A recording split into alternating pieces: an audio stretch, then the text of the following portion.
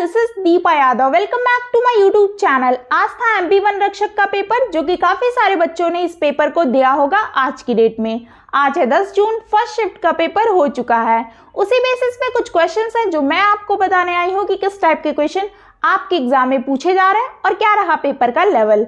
तो वीडियो शुरू करने से पहले अगर आप मेरे चैनल पर नए हैं तो सब्सक्राइब कर लें और बेल आइकन को प्रेस कर दें, जिससे नोटिफिकेशन आप तक पहुंच जाए और आप डेली वीडियोस को देख पाएं। तो चलिए जानते हैं कि आज के फर्स्ट शिफ्ट में किस टाइप के क्वेश्चंस पूछे गए हैं। तो देखिएगा, जो फर्स्ट क्वेश्चन है, संयुक्त राष्ट्र सुरक्षा परिषद में कितने स्थायी सदस्य हैं? तो 5 स्थायी सदस्य हैं। कुछ इंपॉर्टेंट पॉइंट्स भी जान लेते हैं जो आपके एग्जाम के पॉइंट ऑफ व्यू से इंपॉर्टेंट हो सकते हैं। यूएनओ का गठन 24 अक्टूबर 1945 को हुआ था। इसकी स्थापना अमेरिका के सैन फ्रांसिस्को में हुई थी।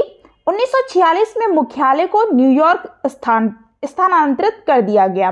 वर्तमान में 193 देश संयुक्त राष्ट्र के सदस्य हैं। दक्षिण सूडान, जो 2011 में संयुक्त राष्ट्र में शामिल होने वाला नवीनतम और 193 सदस्य है। इसमें 15 सदस्य हैं, जिसमें 5 स्थायी सदस्य हैं, जबकि अन्य 10 जो है अस्थायी सदस्य हैं। तो स्थायी सदस्य चीन, रूसी संघ, फ्रांस, अमेरिका और यूनाइटेड किंगडम है। ये 5 स्थायी सदस्य हैं संयुक्त राष्ट्र सुरक्षा परिषद में। ठीक है, नेक्स्ट देखिएगा, भारत में सबसे बड़ी खारे पानी की झील कौन सी है? तो ये चिल्का झील है। इससे भी रिलेटेड कुछ पॉइंट जान लीजिए कि चिल्का झील जो है एशिया की सबसे बड़ी खारे पानी की झील है, जो कि उड़ीसा में स्थित है। वूलर झील जम्मू और कश्मीर में है और यह भारत के सबसे बड़े मीठे पानी की झील है। वेम्बनाड झील यह भारत की सबसे लंबी झील है और केरल में स्थित है।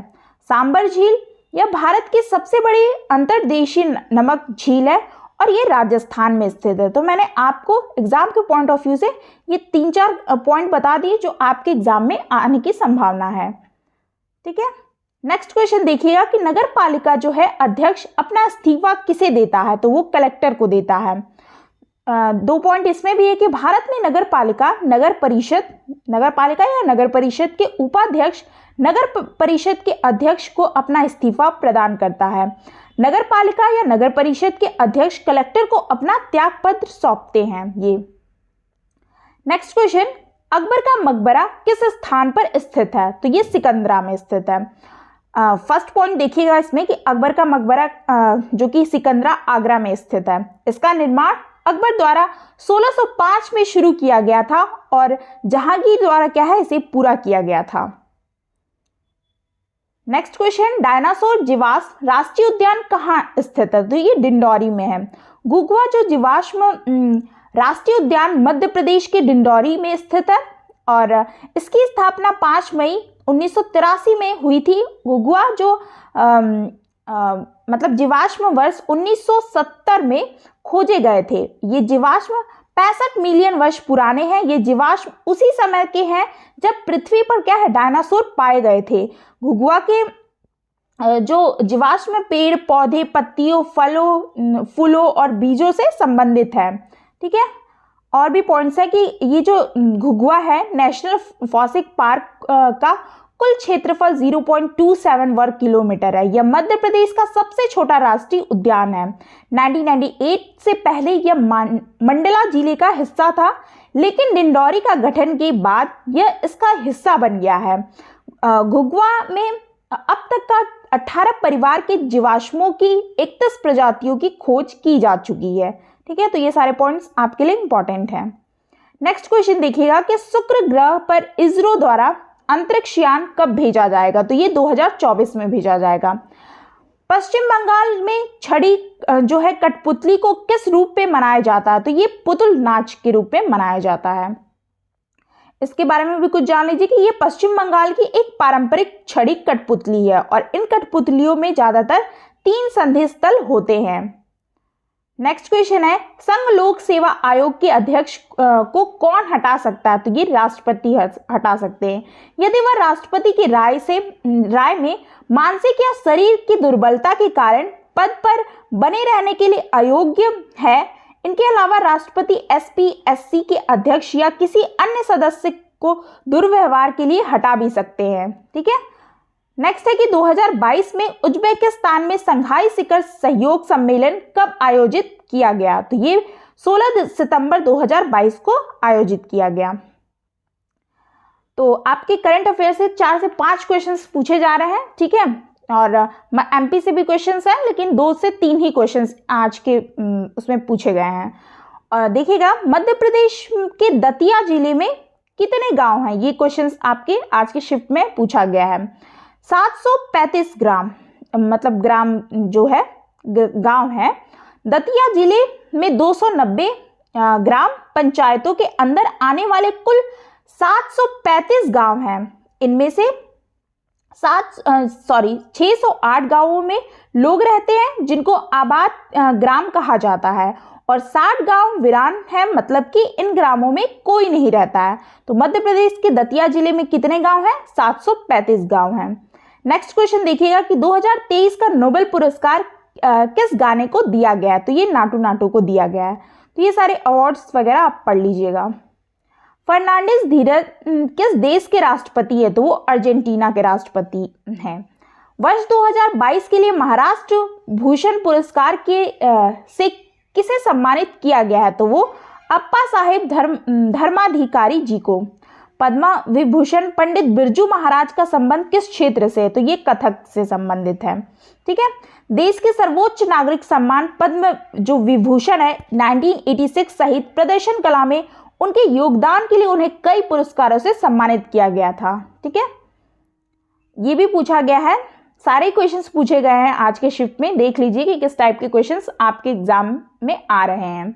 पीएम मित्रा का पूर्ण रूप क्या है? ये फुल फॉर्म अभी कुछ जो 2-4 दिन से पेपर चल रहे हैं उसमें फुल फॉर्म भी पूछा जा रहा है। ठीक है, तो पीएम मित्रा का फुल फॉर्म क्या है? तो mega integrated textile reason and apparel. देखिए, इसमें भी कुछ पॉइंट्स हैं जो पढ़ लीजिए। देखिए क्या है कि पीएम मित्रा योजना की शुरुआत वित्त मंत्री निर्मला सीतारमण ने 2021 में की थी। मित्रा का मतलब है mega integrated textile reason and apparel park है, और यह योजना PPP पब्लिक प्राइवेट पार्टनरशिप होगी। पीएम का विजन 5FS फॉर्म से फाइबर से फैक्ट्री से फैशन से फॉरेन।